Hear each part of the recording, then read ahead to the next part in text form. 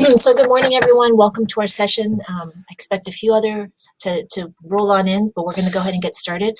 Our session is storytelling to inspire community changemakers. And my name is Sandra LaFleur, and I serve as the Director of Changemaking Education and Social Innovation at Miami-Dade College. And today I am really thrilled to introduce you to a team that has been an incredible partner to us at Miami-Dade College in our quest to tell our story. I'm joined today by Carla Krosno, principal of Hatched. But before we proceed with our session, which I guarantee will be chock full of information, great action steps, tips to inspire you and to motivate you into action, we'd like to share an important moment of recognition. At Miami-Dade College and at Hatched, we acknowledge the Indigenous people on whose land we stand. The Miccosukee and the Seminole tribes who remain unconquered, and the Tequesta tribe, who first occupied the land that is now downtown Miami, and so represent ties to both our prehistoric and our historic past. Miami-Dade College and Hatched are grateful for the unique knowledge and ways of being, as well as a profound connection to our South Florida ecosystems that these Indigenous tribes represent. Thank you for helping us acknowledge.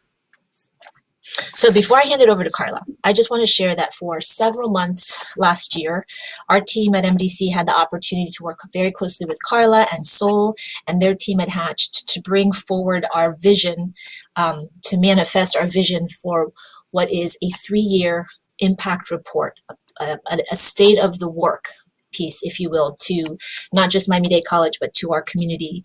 We knew we had a story to tell. In fact, we had many stories we wanted to tell. So I felt like this was a huge challenge, and we were connected to Hatched, and it was an incredible and an invaluable learning experience for us. So today we're going to hear from the masters themselves about how this storytelling is both art and science, and at the same time sort of show you some of the pieces of how it came together for Miami-Dade College. We're really proud of this piece. We're proud of our work. We've learned a lot.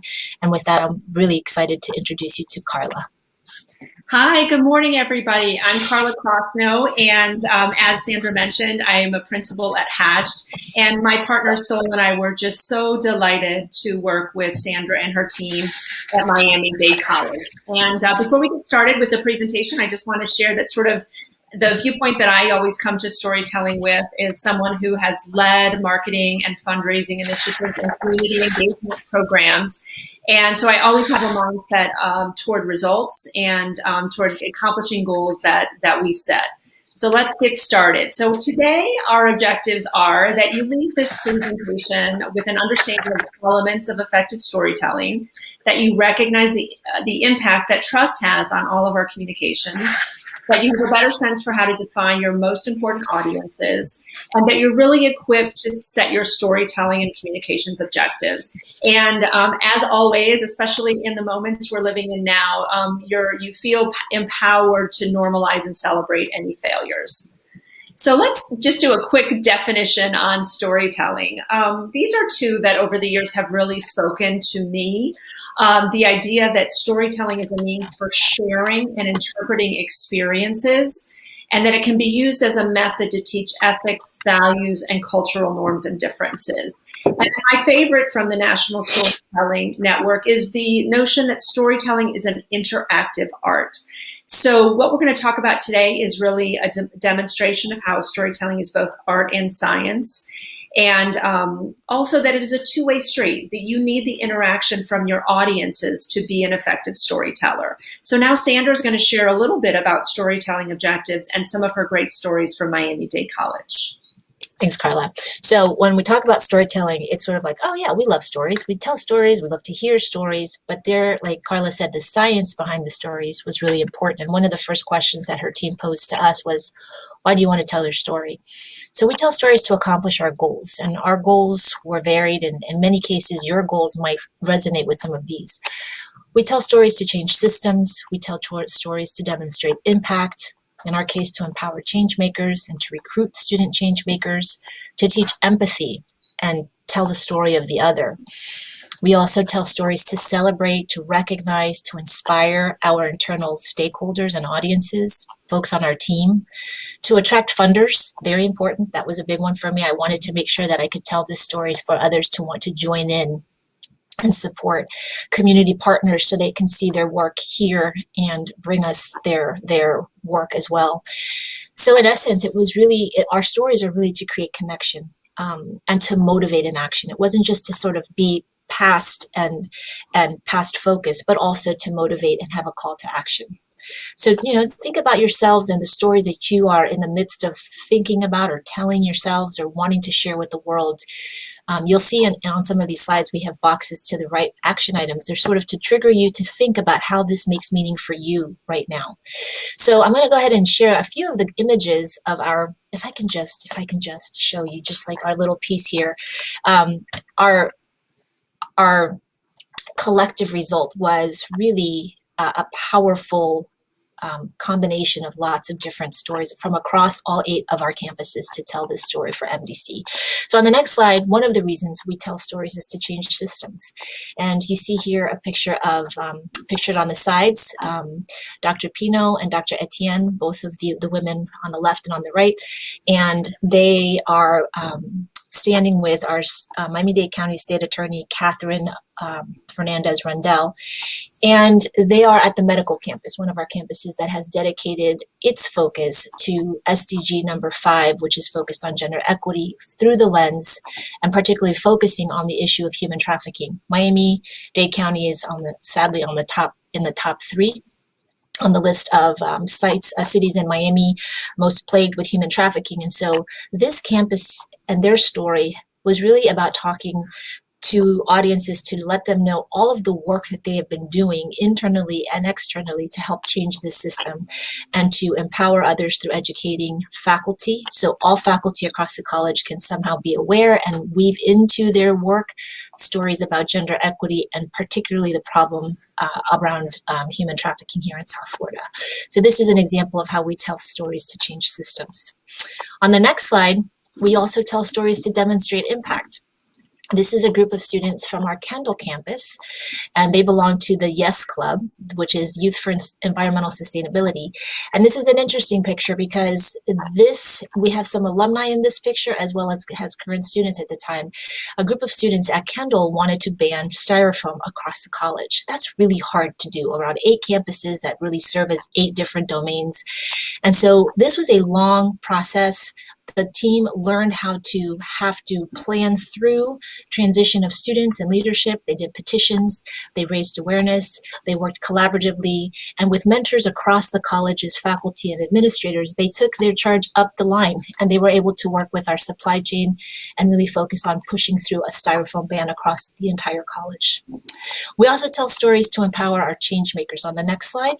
And this is a picture of our Homestead campus and just one of the many showcase and changemaker symposia that our faculty are starting to put together along with our learning resources team, where we're showing our students the power that they have to teach others, to share the work that they do, to use their voice, to tap into their passions, to ask the questions that they have to ask, and to tell others the ideas that they have for solving some of these issues, particularly the ones that they've suffered from directly or indirectly in their neighborhoods or with their family experiences. So opportunities like this put our students in a position where they realize that they have power, they have voice, and they have agency. And we're just here to sort of help guide them in terms of the skill building required to do it effectively and to reach the most amount of individuals in our audiences. Our next slide shows us a way that we tell stories to recruit additional change makers. This is a picture of our beautiful North Campus. We've got a pop-up moment right here.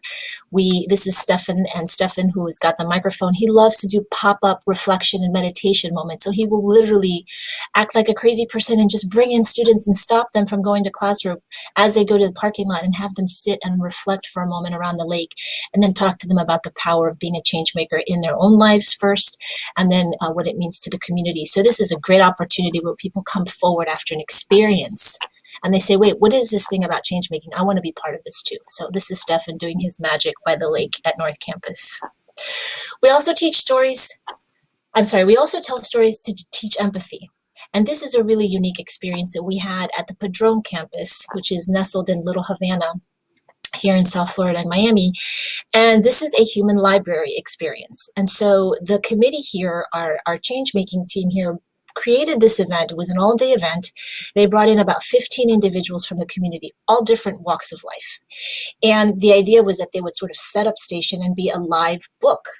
And so students would rotate after, they would probably spend 10 to 15 minutes at each of these tables asking questions as if they were speaking to the book live. And these individuals were very forthcoming, they were authentic, they were genuine in telling their stories, their experiences, their views, and the reflections that we got from many of the students that I was able to peek into anyways was amazing at how they were able to strike such deep connection with total strangers in a guided way when given the opportunity. So this experience, the Human Library, was something that was really well received and students absolutely loved. Last but not least, we also told stories because we want to celebrate our colleagues. We have so many outstanding faculty and staff and administrators that are champions of change making for us. And so it was important for us to make sure that they saw themselves, that this piece not just did all of this other work, but also that we recognized, celebrated, and thanked. This is Professor Sarah Garman, who's at the North Campus. And she had an idea when she realized that she had students in her class that couldn't buy the textbooks because they were going without food. And she thought it was a horrible situation for a student to have to choose between a textbook for class and food for their family. So she set up the first food pantry at the North Campus, was able to gain some national recognition for it. Now we have food pantries on all of our campuses. And not only that, but she now has an incredible fundraiser every year. It's called something about tea time. And we have tables of sponsors that come together and decorate our tables. They decorate tables and they compete for these wild and crazy awards, but all of this money goes to fill our food pantries for students everywhere. So we tell lots of stories because we have lots of different things we want to convey, lots of different connections we want to make. We want to feel, we want to remember, we want to share, we want folks to relate, we want to share our love, we want to connect with folks, and we want to most importantly make sure that we feel like we are we. There is no me. So that's how we respond to stories. I'm curious if you would take a second in the chat. Welcome to those of you that are dropping in. I see that we're growing in number here. If you could take a second and tell us what makes a good story for you. When you think about a really good story, a story that creates some kind of maybe physical reaction for you, what is it about that story? What makes for a good story? If you could just drop it in the chat for us so both Carla and I can see where you are, that would be great.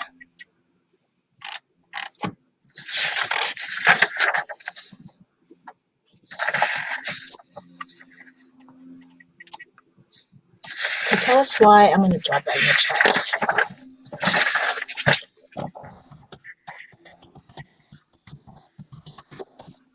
Hi, Manuela. Thank you. So personal connection. What makes a good story for you? Anyone else want to join in?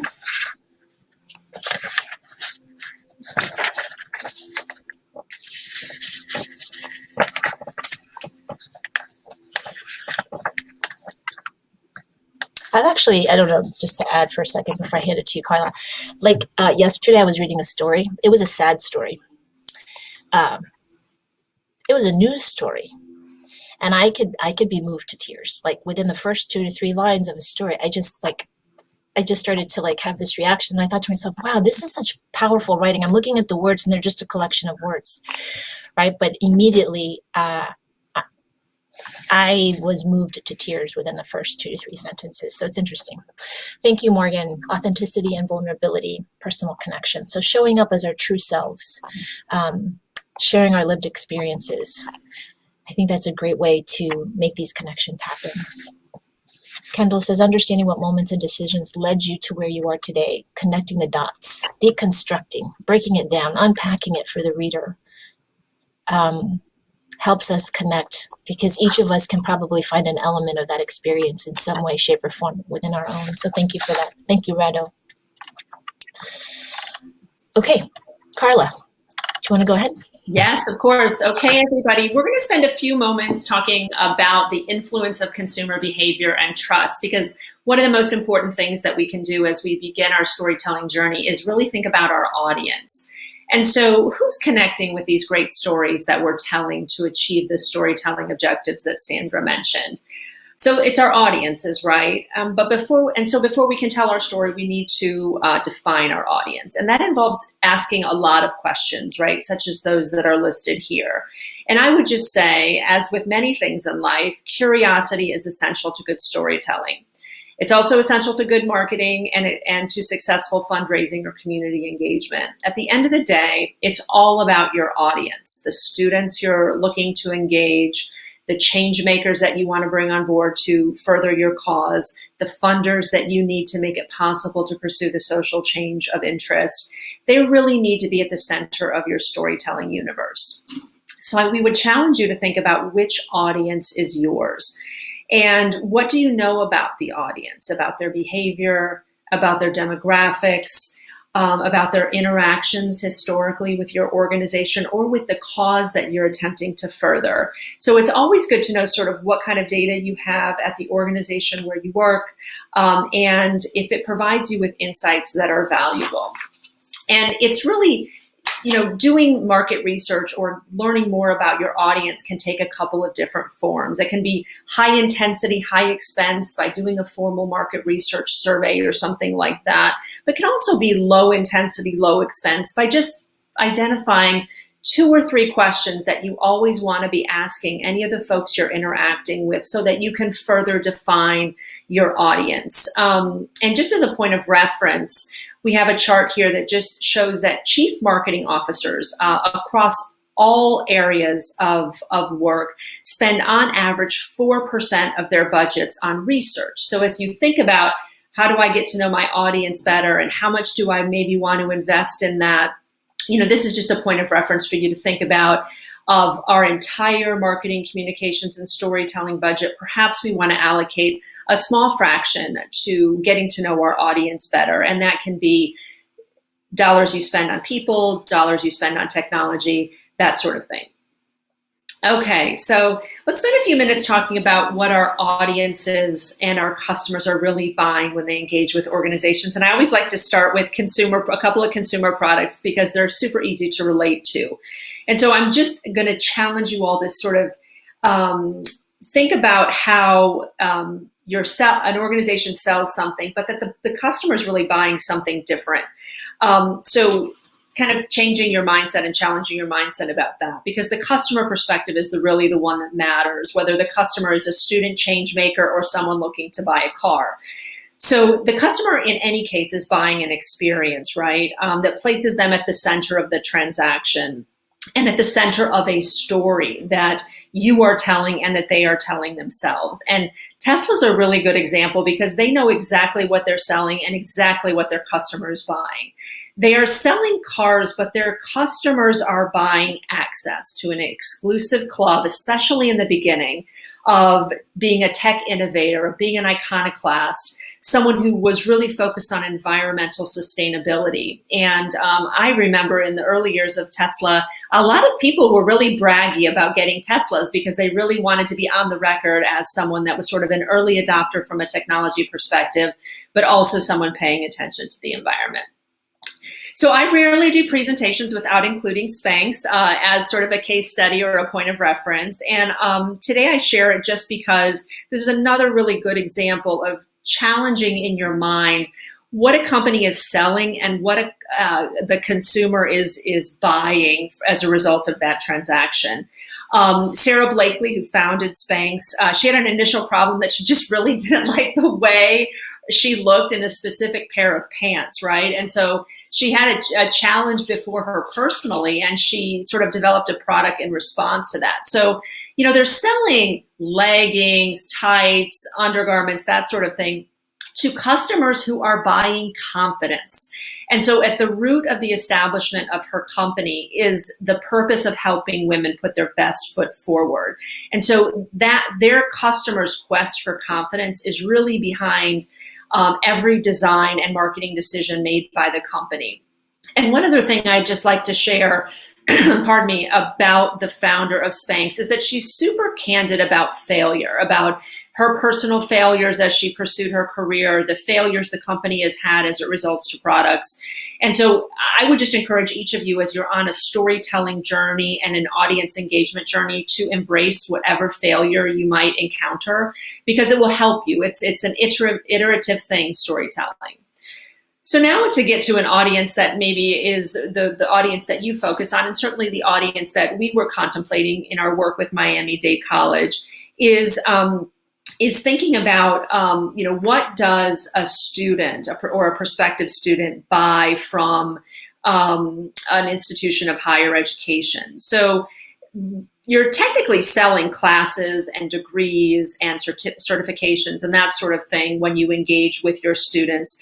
But, what's interesting is that what a student is buying, especially students from Miami-Dade College, which are frequently the first in their family to go to college, are often doing so in combination with working, and many of which are below the poverty line. They're buying hope. They're buying professional and personal credibility.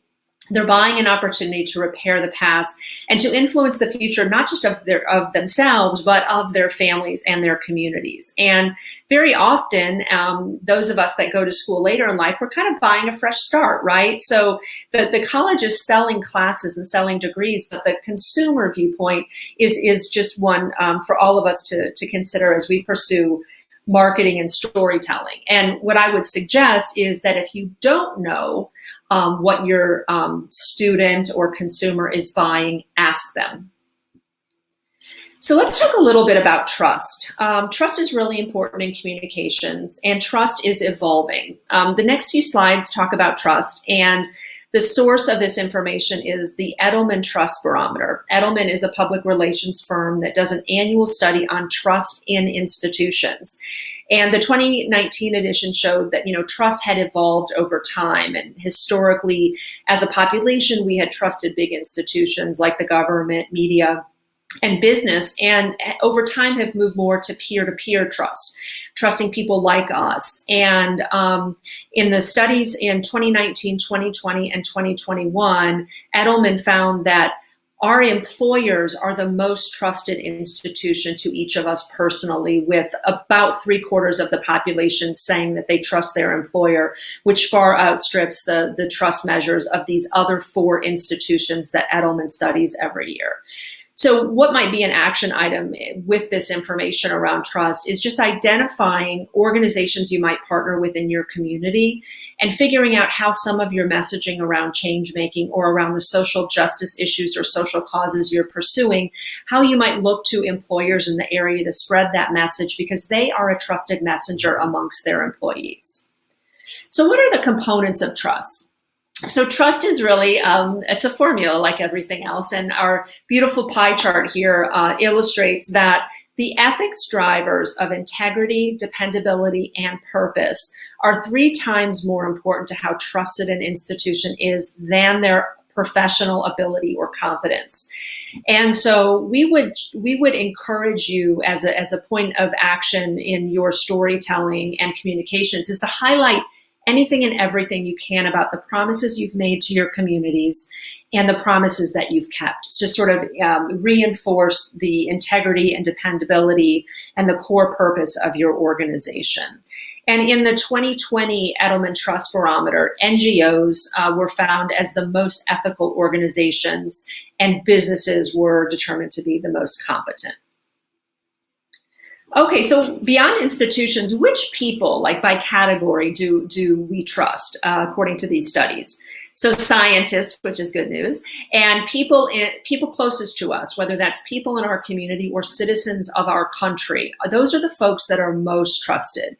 And a takeaway for you from a storytelling perspective may be that, I think often we look to experts from out of town as the folks that we want to learn the most from. And we would offer the insight that maybe local leaders or experts could be key messengers for you in your community, and that amplifying any local connections between the work that you're doing and local impact in your communications. So how is disinformation affecting communications? So this is probably not a surprise to anybody, but this from the 2020 study, 3/4 of those surveyed are worried that fake news and false information have been weaponized. And so a few things that we can each do to improve our information hygiene as individuals is to stay engaged with the news, avoid information echo chambers, and verify information, and of course not amplify unvetted information. One of the things that's been a consequence of all of the fake news and a lot of the trading in conspiracies and falsehoods that have gone on for particularly the last 4 years is that trust in owned media, such as social media channels, websites, and blogs, that sort of thing, is on the decline and is actually below 50%. And so the recommendation we would make to you as an organization as you pursue your storytelling initiatives is just obviously always tell the truth, but do so without embellishment or hyperbole. Some of the recommendations that, as an organization, obviously leading with facts and acting with empathy, but also do background research on any messenger or testimonial speaker you might use. Be sure they represent your brand well. And then, you know what? We're all human. Acknowledge errors and correct mistakes when they arise without blame, just accountability. So another element of the Edelman research has been how employees view their role in social change. And we can emphatically declare that employees feel emboldened. And they also feel that their organizations must take a lead in talking about issues such as diversity, equity, inclusion, climate change, immigration, and the ethical use of technology, with 92% of those surveyed believing their CEOs must speak out on those issues. They also feel like their company has the opportunity to shape the future, and they want to be included in that. Nearly 3/4 of those surveys expect that their company will change the future of society and that they will be included in those plans in how to make the change that our society needs. And what's interesting is in 2021, post-COVID, post the George Floyd murder and all of the racial equity and calls for action that catalyzed, 60% of employees feel like they have the power to force their companies to change, and 50% are more likely to voice their objections or to engage in workplace protests if they do not feel their companies are on the right side of these social issues. So how this might apply to you all in your work is, if we know that the employers are highly trusted by their employees, and we know now that employees feel emboldened to take action on social change, is look to those partners in your community, the corporations in your community, and identify how you might use some of their employees as your advocates. And then consumers. This is not going to be a surprise to anyone, but consumers in the last few years have felt increasingly powerful to exercise their wallet as their vote. In 2017, the Edelman study did an analysis and found that just about half of the consumers that were surveyed felt that they were belief-driven buyers, that they would make choices about the brands that they would interact with or purchases they would make, or they would switch or avoid brands based on societal issues. In 2020, that had climbed all the way to 65%. So that is before the events of 2020, because these findings come out in January each year. So we would just encourage you to identify a clear connection between your social change issue, the work you're doing on the ground in your institutions, and this consumer behavior, making sure you're amplifying the agency that consumers have as you are talking to potential corporate partners, because they also know that their consumers feel more powerful and are more belief driven. But it's just another way for you to approach a potential funder or a potential partner, armed with this information. Another thing that's really important as you think about how you might go to any corporate or foundation supporter is that the imperative for systemic change has always probably been on your minds given the work that you do, but that consumers broadly given COVID, given George Floyd, given the events of the last 12 to 14 months, really believe it is imperative for systemic change in a couple of different categories: improving our health system, addressing poverty, all of the things that we've been talking about having been exposed, and how we don't want to go back to the old normal when we emerge from this crisis. There are so many areas of work that remain to be done, and now are seen as imperative by the broader population, not just folks in change-making work such as yourselves. So Sandra, do you want to take that for just a second? I'll give you a break here, Carla. So we've got a little bit of time built in. We're right on time, and I'd love for, I can't see. I've been a participant for the last 2 days, and today we're presenting, but I can't see people's faces. I don't know if you can, Carla, but no. I'd love it if you guys could either take yourselves off mute or join us in the chat to sort of reflect a little bit about these slides where we showed a lot of data. We talked a lot about what the industry is telling us in terms of storytelling elements and trust. So I have a few questions that I can sort of lead us in. The first one is just sort of, were there any pieces of data that surprised you, that made you think, oh, that I have experiences where this actually plays out. I see that, or the opposite, where you didn't expect that. Would love to hear what some of your storytelling challenges are, or what your storytelling journey has been in relationship to some of the elements that we just covered. So if you could take yourselves off mute. I can't see, we're not that huge of an audience, so let's go ahead and jump in, or you can drop us something in the chat. Another question I'd also want to pose out there, in case that question doesn't resonate for you, is what are your stakeholders buying from you when it comes to your messages? I tend to think of the internal community at MDC and what stories I'm telling them. We're constantly telling stories. I'm telling stories to sell things to faculty. I'm telling stories to admin to sell things and ideas. I also, like Carla says, I want to sell to the outside community so that they can provide some different level of financial support. So who are the folks that you're selling stories to, and what do you think that they're buying from you? So I'm going to leave you there for a minute or so. Let's see if something pops up in the chat.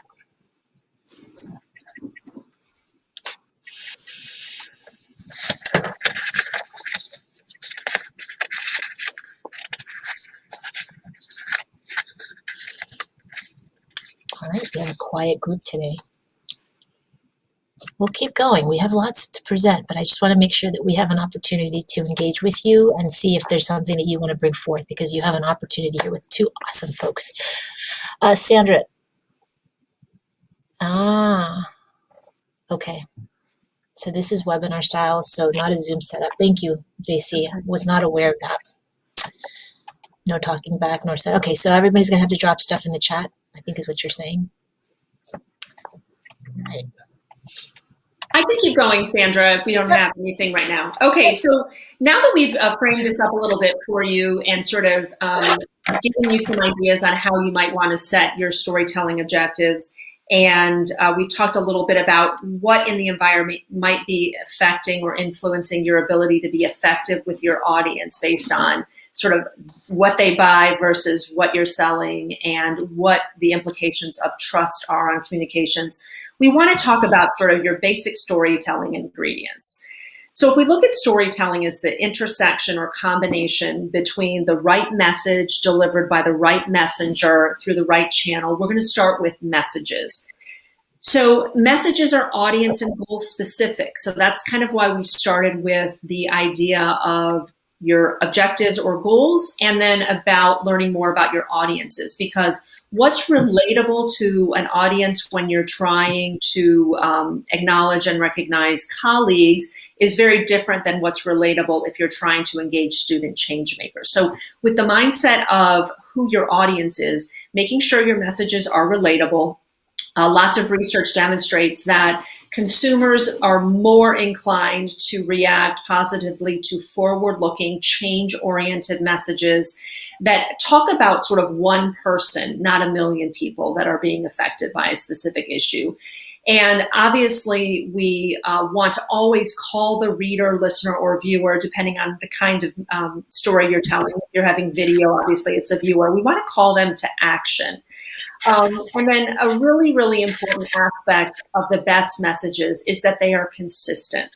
And so it's important because we want you to be consistent on your messages throughout your organization. So if your storytelling objective was to increase donations or volunteerism for a specific initiative you're doing at your organization, all the messengers talking about that initiative need to stay on message.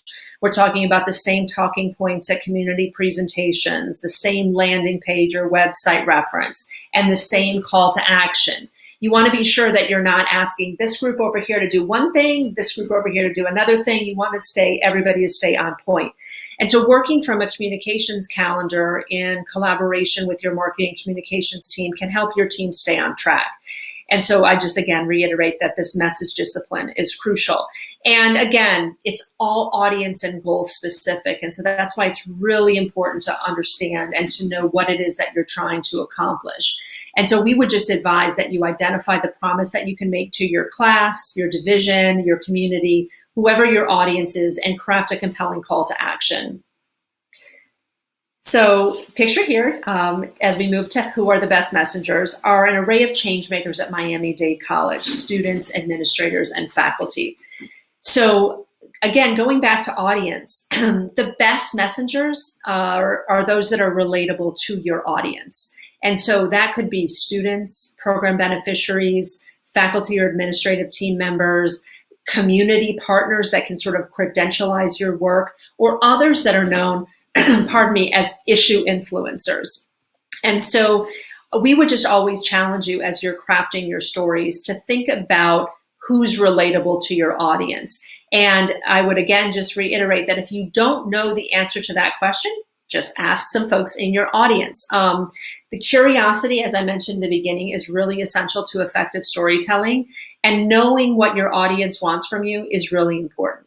So all you have to do is ask them, and they're more than happy to tell you. We're always happy to give others advice, right?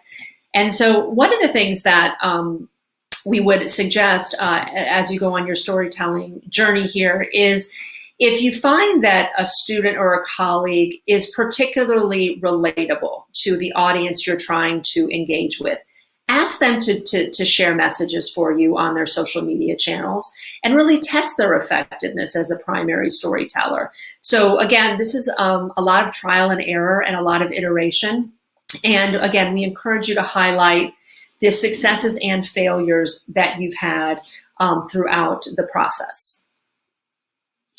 Now, this is really the where we tell our story is the medium question. So it's also a when question. There's timing, and there's sort of the idea of repetition. How often are we telling the story?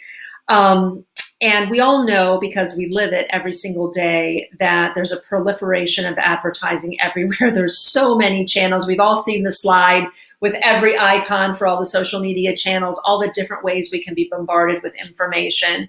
And all of that, sort of channel proliferation and advertising exhaustion, leads us to, again, the point where it's just really essential that we have identified and defined our audience really well, and that we know how they behave. And so if we know that the majority of students that we want to engage in a particular change-making initiative are on Instagram, or these days on TikTok, then we know we have to put our stories out there, and we have to monitor engagement with our stories there.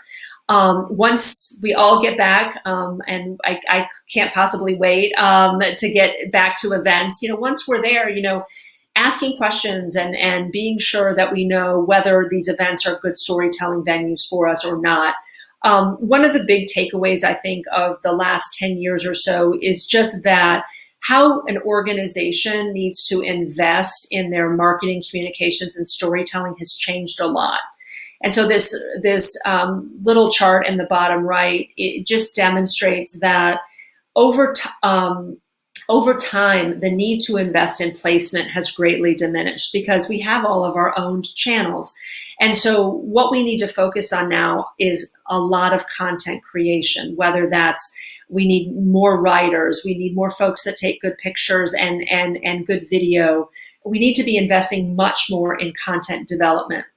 And what that would obviously want us to lead us to, because we want to get the most return on investment for that content development, is really thinking of always, when you have a story, when you have a great story about a faculty member that's doing amazing things like Sarah and her food pantries, or you have students that are getting a styrofoam ban across 8 campuses, find at least 3 ways, maybe more ways, to repurpose that story. So maybe it appears in the newspaper that your college produces. Maybe it appears on the social channel for that campus. Maybe the campus president is sending out an email with this story to everyone in his or her sphere of influence. And one of the ways that can really help with the not only the idea of message discipline, but also on effective sort of content repurposing is just the use of a communications calendar. And this can be super basic and can be an Excel spreadsheet, a Word table, anything that just allows you to sort of stay on track and to stay focused in how you're going to utilize all of these great stories that you're going to be developing for, again, your very, very targeted audience. One of the things that we each have to think about is really, what do we have in the way of assets to tell our stories? Because it's one thing to want to reach out to a specific audience and to want to achieve a specific objective, but we really have to have our eyes wide open about what's available to us. And these storytelling assets are really in a couple of buckets. Creative assets, such as those that we'll cover on this slide, but also financial and human resource assets. So I think the first and easiest is often to identify sort of, what do you have on hand already? Do you have testimonials? Do you have photos? What are the requirements for the use of any brand marks or logos from your organization? And do you have, if you don't have a video and you don't have a story and photos already, do you have access to your program beneficiaries, or are students easy to engage if they're your primary change-making audience? Do you have access to donors? Do you have a particular funder for one of the issues that you're taking on to make an impact in one of the areas of focus? Do you have a donor that's willing to talk about why he, she, or their organization is supporting you? And so just kind of literally coming up with the list of what you have on hand and comparing that to what you think you might need to accomplish your objective with your audience is a really good starting place to help you feel really confident and comfortable about your ability to tell your story. The other part of it is just really, what is your budget? Social media marketing can be done in a very inexpensive way, as can many digital marketing activations. And so it's just really about knowing what you have to invest. And it's also important to just sort of know who's on your team to do this work. Do you have a marketing and communications team? Do you need to go outside of your organization? Having led both a development team and a marketing and communications and brand team within the same organization, I know that there's kind of a natural tension between these teams, even though we have the same objectives. And so in the case of like Sandra's Changemaking and Social Innovation team, Miami-Dade College does have a marketing communications team, but they may not have enough human resources to be able to do what Sandra needs to do in the way of telling her story, which is why an organization like Hatched would come in to help. And so, it's really just important to know what assets you have in those 3 buckets: creative, human resources, and financial, in order to achieve your objectives. So I know that we're doing really good with time because we can't hear people talk to us, but I'm so frustrated, but I'm really sorry about that. So folks, please keep dropping your questions in. If I could just say a few things to to add some context, Carla, because I know that we have colleagues out there that are in the same spot looking to produce their piece for their college. And, it is possible to have, I'm looking at my notes that I would have asked you all to focus back on us with, what is your message? Who are your best messengers? And when Carla and her team asked us to really think about the messages, there were so many that I didn't think that we could put them all in one document. And yet it's possible, as long the organization that's required, like the science. Oh, thank you, Vita. It is being recorded. Great. Thank you, Vita. The organization and the structure that Hatched helped us put together for this work was incredibly logical, and it sort of helped us stay focused, because those of us that are like into the heart stories, and we get into rabbit holes because we want to tell this story and want to tell this story, just having that ability to sort of pull back and say, okay, where are we going to put it, and who's that message for, and who's the best person to tell that story? That was such a helpful way to think about this work, because so many of us in the audience might be in the same position that I was in, which is we're busy doing the work, and we don't really pause to tell the story. We just hope that the stories tell themselves, and they can only tell themselves for the people in the closest circle around that experience. And yet these are collective experiences that need to be heard, and when they're brought together, the power is magnified. So I think the information, it's funny to see all this sort of come back, and I see now the science behind all this work. It's really powerful to see how we can deconstruct the process of storytelling, and it's definitely making a big impact for the work that we're doing here. So again, please keep dropping. We're going to have some time at the end, so don't be shy. Tell us your questions. If we can't answer it, we'll let you know, and you'll have our emails afterwards as well to follow up as well. So I'm going to give it back to you, Carla. Okay, thanks.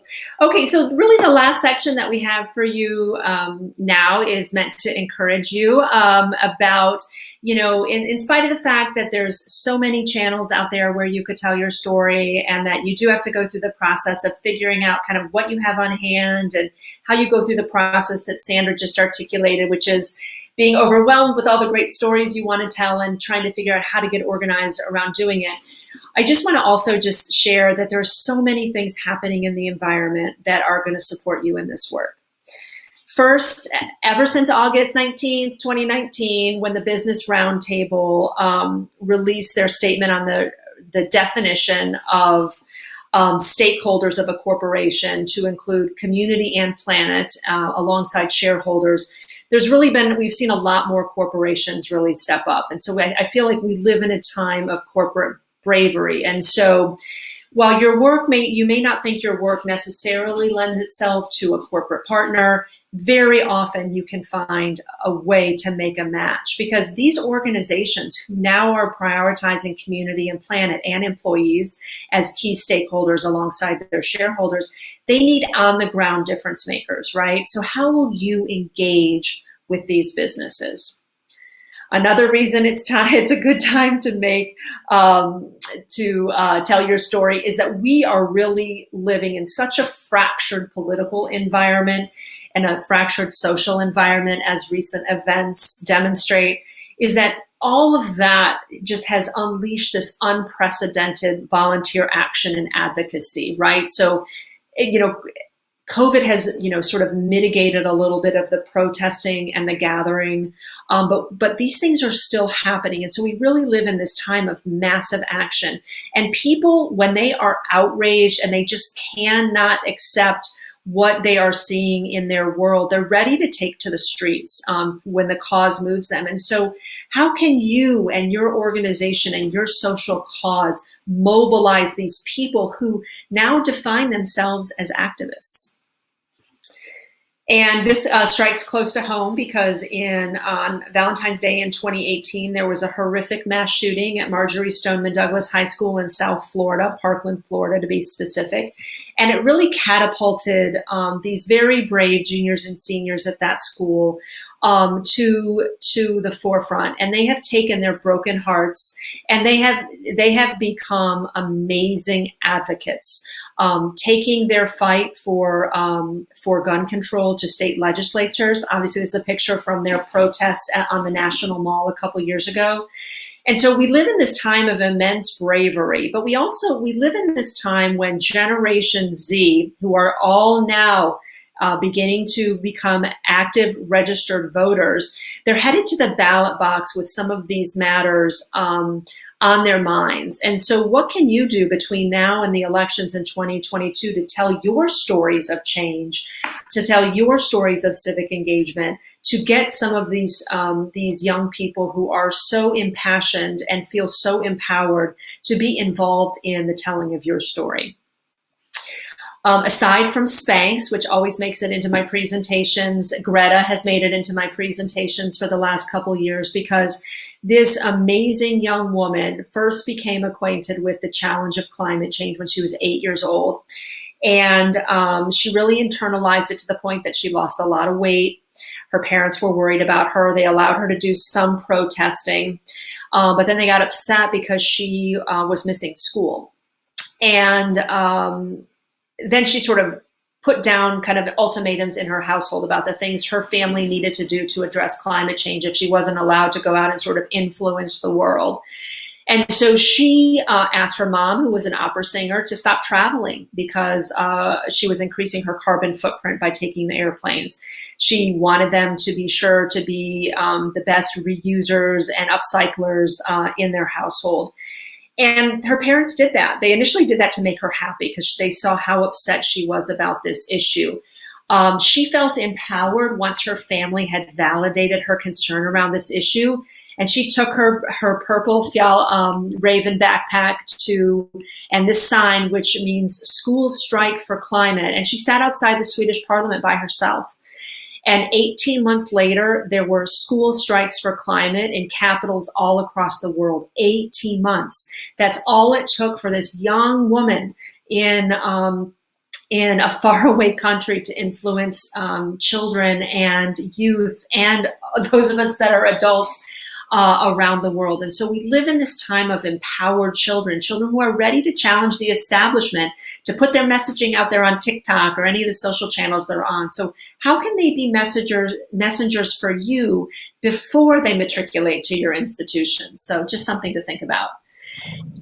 And so as we sort of try to put all of this together, I want to tell you what your job is as a storyteller, even if your job responsibility on paper is something else. Storyteller is not your title.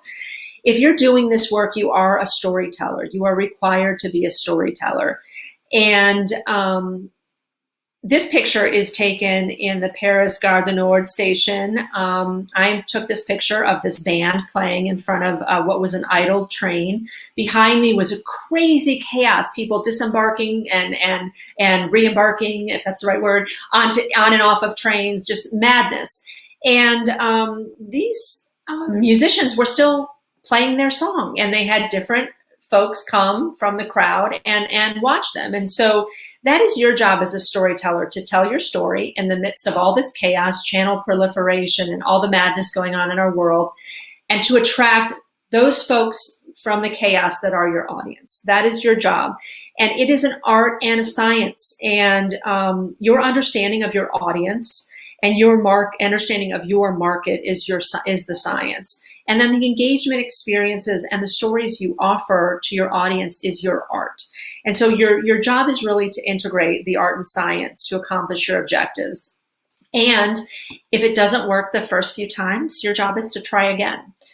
So we always end our presentations with a couple of, you guys are going to have this presentation, and so you'll have all of these. I try to make it a top 10, but the trust and building and amplifying trust was the top 12. This is just a summary of all the action items that we had on those trust slides. Everything from using local leaders as experts to play into the notion that folks trust those closest to them more.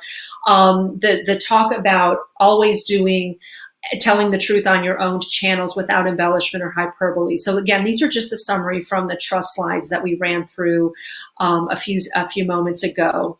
And then these are just your basic storytelling action items. You know, we started our conversation today with Sandra going through the observations around what her storytelling objectives had been at Miami-Dade College. And so the first thing you need to do is to set your goal. And then, you know, as you go through the slides on messenger, message, and Medium, it's making sure that you've got the questions you're asking to your donors or your community partners or your students so that you can better understand your audience. It's making sure that you find colleagues or others that are active on social media and you test effectiveness as a primary storyteller. And it's all about repurposing whatever content that you create. And as Sandra mentioned, it's really important, especially when you feel like you have so many stories to tell, to get disciplined in your approach by using something like a communication calendar. And these are 2 checklists that you could literally go through and make sure that you're doing these things. And the most important thing on either one of these pages is number 10 on this page, which is just to tell your story, get started. You will be imperfect, and you should do it anyway. And the final notion that I'll leave you with is a challenge from Seth Godin. Many of you may have heard of him. Some of you may have not. He is a prolific writer about marketing and engagement. And this, 2 of my favorite books of his are Tribes and This Is Marketing. And this quote comes from Tribes. People don't believe what you tell them. They rarely believe what you show them. They often believe what their friends tell them. They always believe what they tell themselves. And so what leaders, marketers, and change makers do is they give people stories they can tell themselves, stories about the future and about change.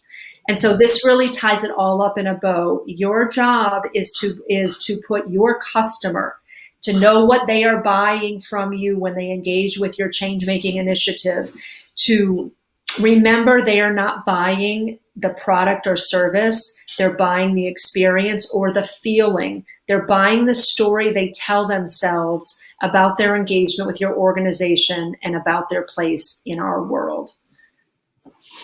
Carla, awesome. Thank you so much. Here's some information here for Carla. We also have some questions, and we have 15 minutes. So Carla, most of them are for you as our expert. So I'll start off with JC's question, which is, he says it's a very basic and technical question about social media calendar. You've talked about managing social media calendar, managing platforms and tools. Do you have recommendations for people like JC, like many of us we've got a lot of things to do? Is there a simple place to start, a simple platform that we can use? Or any suggestions for how to manage it when it's one of many things that you're doing? Yeah, for sure. So the first thing I would do is, if you've set a storytelling objective and you know which audience you're trying to reach, I would start with the platform that audience is on. And so if you're trying to engage students or youth and they're on TikTok, then you should be on TikTok. If you're trying to engage, I don't know, Gen X, more folks my age and Sandra's age, then maybe you want to be on Facebook and LinkedIn. So I go back to making sure you have a clear objective, making sure you know who the audience is you're trying to reach, and that you've asked a couple questions to find out where they are. And then I would focus on one channel at a time and create whatever content works for that channel, whether it's imagery, videos, or a combination of those 2 with some written copy. And I would say to get your discipline in place, just make yourself an Excel spreadsheet or a Word table where you have the month along the top, and then the different stories that you want to tell in that month, or the themes you want to attract in that month. And then I would just literally put the story you're going to tell in March to achieve the objective of engaging student change makers. And I would just keep it simple like that. Thank you, Carla. Our next question comes from Emily. Emily says, how do you suggest to best utilize these methods of storytelling specifically for nonprofit organizations? Carla, you gave us the elements, you gave us specific instructions. Would these elements here translate just as well over to telling stories for nonprofits? Of course. I mean, that is primarily soul and my business is to work with nonprofits and now with higher education. And so I have a different list of storytelling objectives that I go through with nonprofits. And so I'm happy to send that if you want to just email me and I'll provide that list to you. It's just a separate list of objectives and examples of the achievement of those objectives, but all of the ingredients and all the discipline and all the implications of audience behavior and trust are the same. And so this presentation is an effective way to get started, whether you're working in a nonprofit setting or in a higher education setting. It's just that your storytelling objectives may be different, but the messenger medium ingredients are the same. You need to ask the same questions and take into account the same considerations. And the trust analysis from those studies applies to both of those types of audiences, nonprofit or higher ed. Thank you. So we have Kendall, who comes to us from the University of North Hampshire, and says, they've done a lot of work around storytelling, but I feel we have a long way to go in integrating storytelling throughout our internships during the academic year from beginning to end. I'm curious of any ideas that you have to encourage interns to tell their own stories, as well as their stories about the work that they're doing. I'd like for it to be continuous, but not wanting it to feel repetitive. So that's one question. Yeah. Then a separate question is, can you tell stories effectively about places? Not just about people and about institutions, but can you tell a story about a place, and how might that differ in your approach to breaking it down into some more of the science elements? So the first question, I mean, if I was asking anyone to take the job responsibility as storyteller, which I really think almost anyone in every organization is responsible for telling stories at some level, I would simply work it into the evaluation criteria you set up with the interns at the beginning of their term. And so you may have a list of categories of ways in which you're going to evaluate the effectiveness of the intern, and that would influence obviously the recommendation that you would provide to them for their time with you. I would just be sure that there's some sort of evaluation point around storytelling. Do you want them to tell a story a week? Do you want them to go in depth on a specific issue over the course of their 8, 12, 16 weeks, however long they're with you? And so I would literally just make them accountable for it in whatever the evaluation process you have with them. And then I would empower them to do it in whatever way resonates most with them. So I would give them the marching orders, if you will, to tell stories. Again, with a certain frequency or as it relates to a certain issue area, but I would allow them to provide you with ample evidence of their creativity in terms of how they execute against that. And then I think the question around can you tell a story about a place is a good one. And I would just go back to how we started this presentation today with Sandra's land acknowledgement. That itself is a story of a place. Who has been in this place? Who was here first? And so I think that the story of a place is the history of the place, the ways in which people engage with the place. And so I would say if you want to tell a story about a place, you have a reason to tell that story about a place, right? You want to attract, donations for your park, or you want to attract folks to come to events at your venue. So you have, a storytelling objective. So that part of it is important. And then the message medium and messenger never changes. I don't know how you make a place a messenger other than through the conveyance of its history, which is how we started this around the land acknowledgement. But that would just be sort of one, sort of right off the top of my head, reaction I would have to that question. That's a good one. Thank you, Carla. I'm going to take Rado's question. Rado asks, could you share more about how, and Carla, jump in on this one when you hear what I'm going to say, about how you got on many people across the institution on board to tell the stories, considering that they're all so busy and we're just asking them for more of their own time and they're not easily able to convince to participate. Rado, I would tell you that I wrote down 2 things that came to my mind, 3 things. First, I had to get really, really excited about telling a story. And I remember that we had a big gathering where it was right before, it was actually when Ashoka had come for the redesignation process, and I leveraged that moment and I talked about what's our story. So just asking people the question and having them popcorn and tell me, but really tell each other, no, there's a story to tell here.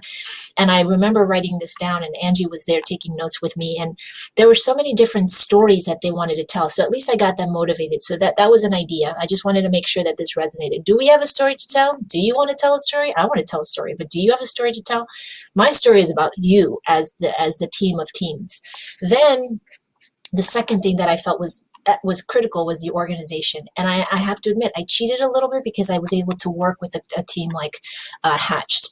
That was going to be an issue for me. Without having some support to organize me, and don't even ask them about how horrible that was an experience probably for them, to say like, okay, we're going to put you on a schedule. We're going to think this through. We had tables, we had grids.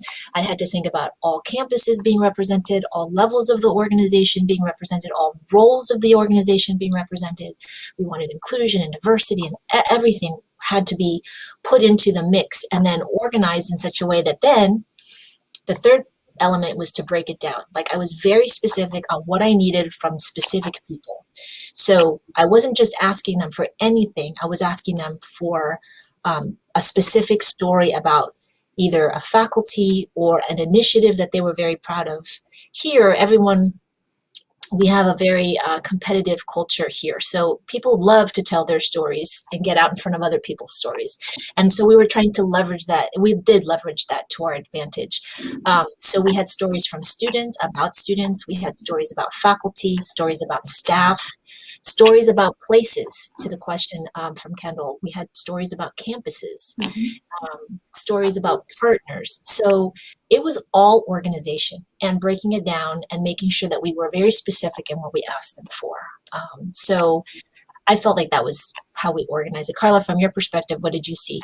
Yeah, I mean, I think one of the things that is really a motivator for everyone, even though they won't necessarily say it, is recognition. And so I think, initially it may be hard to get people to focus on this, but once you start distributing flyers with the story of one, or putting a social post with the story of a colleague or another student group, you find that the stories come to you because others want to be recognized for the work that they're doing. So I think the hardest part to your question is getting started and getting a little bit of the ball rolling. So you need to maybe find the colleague of yours that's the most likely to help you with this and getting it started. And then I think once you sort of get that story out in your ecosystem and get reactions to that, you'll find others that say, oh my gosh, I really want you to tell the story or highlight what we're doing on this campus or in this department with this particular initiative. And you find that sort of that interest in and the human interest, it's all of us have it, in being recognized will help you to surface additional stories, even though in the beginning it can feel like a heavy lift. I also think that, Rado, I love this point that Carla has made throughout the presentation. She's very clear about this, which is we had extra stories and, stuff that she says, got left on the cutting room floor. Is that how you say that in the business? And so she's like, you don't toss those, you keep them and you'll repurpose them or you'll use them. And it's interesting because a lot of these campuses, once we prettied up the story, once we made it formal, I can see them wanting to take back that story and use it for themselves in their departments, for their campus, for their local community. Since each of the 8 campuses really speak to different communities, they want to then take it. So it's almost like you can pull it apart and bring it back together again in a way. Hope that answers. Thank you, Rado. Okay, last question is from Andrea. What are some creative ways to tell stories that build awareness for new and or rebranded nonprofits? So back to a nonprofit question, Carla. Yeah, I mean, I think it depends on who you're trying to reach. So I think the notion of broad community awareness, like, 15 years ago, we would have wanted a story in your local newspaper, and maybe that would have gotten everybody in the community, or at least lots of subscribers, to know about your work. Well, lots of people don't subscribe to newspapers anymore. We live in a very fragmented sort of media landscape. And so I think it just comes down to whose awareness do you want to raise? Do you want to reach out to young women from 16 to 24 because you're doing something that you think might speak to them. So you need to target your outreach to that audience, and you can do it on the social channels, which have very, very detailed audience specifications so that you can literally advertise to exactly the people that you're trying to reach. It won't always get through, but it's a start in getting some engagement. And then I would suggest that you find a couple of folks really passionate about whatever work that you're doing in this new nonprofit. And I would equip them with almost like a media kit for your work. You know, they have talking points and images and that sort of thing. And I would task them with reaching out to their networks. I would take a peer-to-peer approach to this, as well as kind of a micro campaign on whatever social channel is most relevant to the audience you're trying to reach.